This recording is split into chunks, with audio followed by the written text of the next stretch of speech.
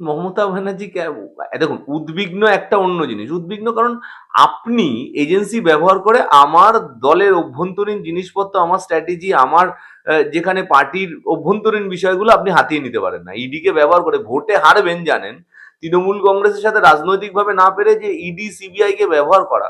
তো ইডি যদি আমাদের অফিসে যদি ঢুকে, আইপ্যাকের অফিসে ঢুকে যাতে তৃণমূল কংগ্রেসের ফাইল, গোপন ফাইল তৃণমূল কংগ্রেসের স্ট্র্যাটেজি নিতে চায়, তাহলে তো মমতা বন্দ্যোপাধ্যায় উদ্বিগ্ন হবে, এবং মমতা বন্দ্যোপাধ্যায় উদ্বিগ্ন হওয়ার পরে গিয়ে যেইভাবে ফাইল নিয়ে এসছে 100 বার সেইভাবে ফাইল নিয়ে আসবে।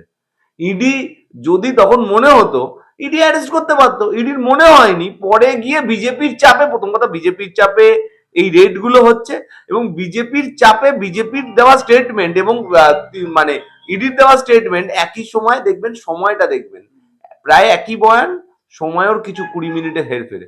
তাহলে এই তারপরে এই বক্তব্যগুলো বলছে। তাই বিজেপির কথাতে ইডি চলছে। মমতা বন্দ্যোপাধ্যায় যা করেছে বেশ করেছে। মমতা বন্দ্যোপাধ্যায় দলকে প্রোটেক্ট করার জন্য, উনি দলের নেত্রী, ওনার তৈরি করা দল প্রোটেক্ট করার জন্য যা মনে করার, যেটা মনে হয়েছে সেটা করেছে, বেশ করেছে। সারা ভারতবর্ষের সব জায়গায় বিজেপি এইখানে করছে বিরোধীদের সাথে, কিন্তু তৃণমূল কংগ্রেসের নেত্রীর নাম মমতা বন্দ্যোপাধ্যায়, তৃণমূল কংগ্রেসের সাথে পারবে না।